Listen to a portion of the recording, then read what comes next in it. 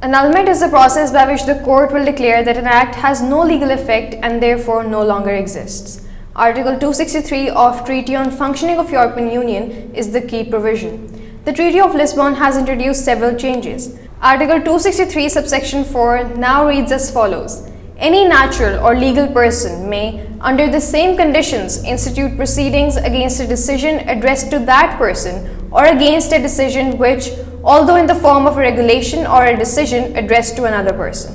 In Article 263, Treaty on Functioning of European Union, the word decision has been replaced by the word act and the words against a decision which, although in the form of a regulation or a decision addressed to another person, have been replaced by the simpler formula or which is of direct and individual concern to them. The new Section 4 subsection 2 of Article 263 refers also to a regulatory act which does not entail implementing measures. We will discuss below the impact, if any, of the changes on the case law of the European courts. Finally, Article 263 has added a paragraph providing that acts setting up bodies, offices and agencies of the Union may lay down specific conditions and arrangements concerning actions brought by individuals, natural or legal persons, against acts of such bodies, offices or agencies of the European Union which are intended to produce legal effects in relation to them. There are three classes of applicants under Article 263: privileged, semi-privileged and non-privileged. Under Article 263, Member States, the Council and the Commission have always been privileged applicants. That is, they are accepted to have a sufficient legal interest to give them standing, also known as locus standi. Semi-privileged applicants have locus standi to bring actions for the purpose of protecting their prerogatives. The institutions that have this status under Article 263 are the Court of Auditors, the European Central Bank and the Committee of the Regions. Under Article 263, non-privileged applicants, that is natural and legal persons, may bring review proceedings under specified circumstances. The difficulties that occurred with the original Article 230 were twofold.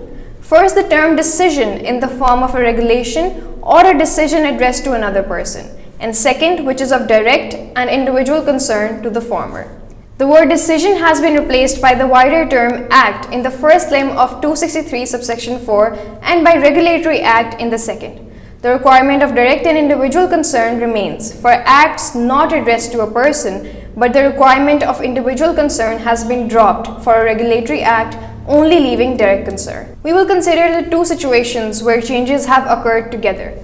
A, where the decision is a decision addressed to another person, and B, where the decision is in the form of a regulation. The leading case on individual concern is Ploughman 1962. He claimed individual concern as an importer of clementines. The Court of Justice refused standing, saying that the decision was not of individual concern to Ploughman. The court found that persons other than those to whom a decision is addressed may only claim to be individually concerned if that decision affects them by reason of certain attributes which are peculiar to them or by reason of circumstances in which they are differentiated from all other persons, and by virtue of these factors distinguishes them individually, just as in the case of the person addressed. He was not part of a closed group but part of an open group. In order to get standing, it was necessary for the applicant to show that they were part of a closed circle of persons who were known at the time of the adoption of a decision. It seems therefore that a measure is of individual concern to an applicant only if the class of people whom it may affect is closed on the date of its adoption and if the applicant belongs to that class. The class is closed if the number and identity of its members is in one way or another unalterably fixed and therefore ascertainable at the time when the measure is taken.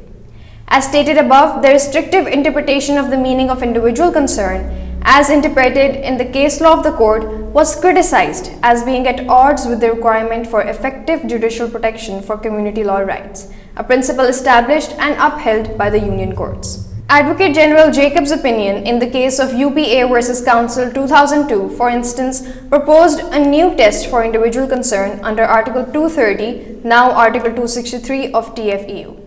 In my opinion, it should therefore be accepted that a person is to be regarded as individually concerned by a community measure where, by reason of his particular circumstances, the measure has or is liable to have a substantial adverse effect on his interest. Article 263 subsection 4 has amended Article 230 subsection 4 by replacing the term a decision which, although in the form of a regulation or a decision addressed to another person, Generally speaking, individuals could not challenge regulations because their legal effects apply in a general and abstract manner.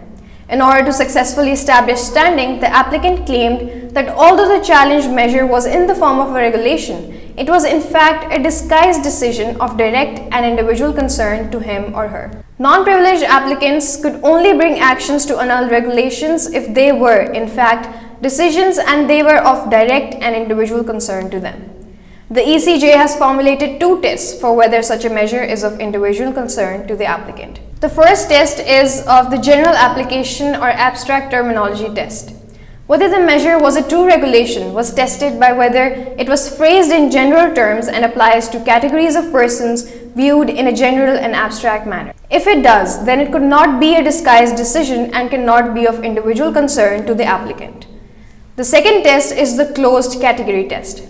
Where the regulation applied to a closed category, the Court of Justice would sometimes apply this test and hold that the measure was a disguised decision of individual concern to some applicants. The court has adopted this closed category approach in cases which deal with a completed set of past events where the regulation related to a fixed, closed set of traders and was therefore a disguised decision. A decision is characterized by the fact that the category of those to whom it is addressed is limited. The case in point is International Fruit and Company, 1971. Direct concern means that there should be no exercise of discretion between the original act and its application to the applicant. In the case of Alcon, the Court of Justice held that the decision was not of direct concern because even if the Commission had decided that the allocation could be increased, the decision would not have required Belgium to increase the quota and it might have decided not to do so.